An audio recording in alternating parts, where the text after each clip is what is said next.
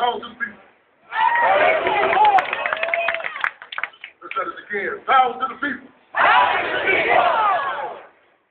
Yes, I was almost speaking a little later. They just told me last minute. I'll be coming up now.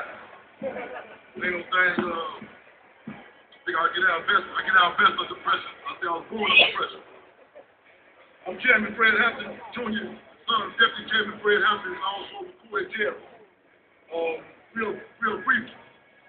My father, Chairman Fred, was along with his comrades, this Captain Warren Clark, with two of the countless victims of American terrorism. They were assassinated December 4th, 1969, by the federal government via the Chicago Police Department. And when I'm the son of Chairman Fred Hampton, who was Illinois Chapter Chairman of the Black Panther Party. He, along with his comrade, Deputy Defense Captain Warren Clark, were two of the countless victims of United States terrorism. They were assassinated December 4th, what we define as the massacre on Monroe. I know there's a lot of speakers up here today, and when I say the word terrorism, a lot of people automatically connect to dates like September 11, New York. However, I come to you, I speak to what we refer to as one of the OVs of terrorism.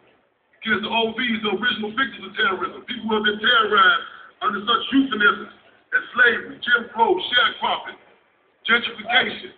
In fact, we even say that police brutality is a euphemism. Because the reality is every day in the community that I come from to represent, every day is September 11th. And the reality is that when those flashing blue lights come from behind us, when we some cat in college or we some cat in some street organization, all of us feel that same sentiment of terror from the top of our heads to the tip of our toes. I'm still based in Chicago. A lot of people say, what's the difference? What happened in 1968? What happened to your father, the attacks of the Black Power movement? A lot of people try to say that was some sort of nostalgic type thing, and they just attempt to view it in an abstract type of way. We must make concrete connections. As the old saying goes, only names have changed. However, in Chicago, even the names have not changed. In 1968, you had the infamous gangster, Mayor Richard Daley, at the helm of Chicago. Right now, today in 2008, George Bush refers to Daley Jr. as the most powerful mayor in the country. This Chicago is a city in which the United Nations is deemed as the torture capital of the country.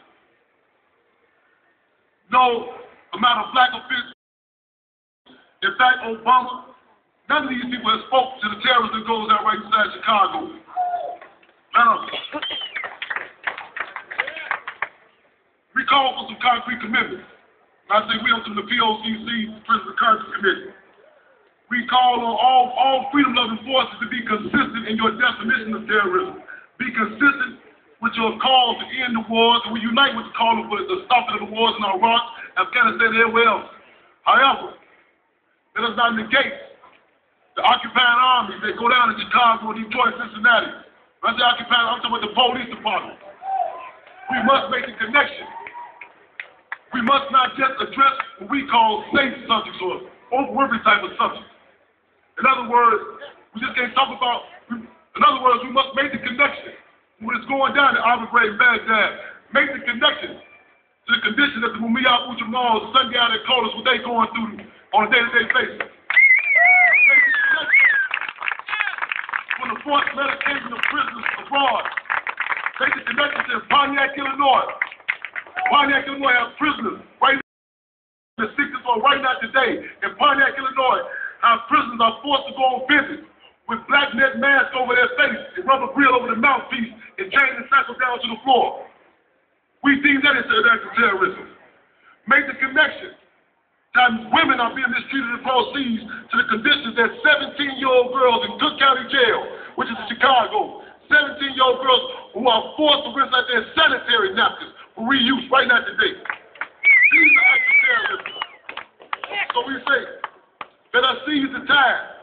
The momentum is high. We see the people's conscious level, there are revolutionary leaps being made, leaps and bounds. People are being very clear on how they view America. That's why this is a strategic move that the United States government want to put in place like Obama out there to give another image that everything is cool in America. But we know the real deal what's going on. So being the fact that people are becoming more and more clear what's happening all over the world, let us be very correct in our position. And again, make the connection when it's going down to the terrorism that's going on a day-to-day basis, right in the colonized community of the United States of America.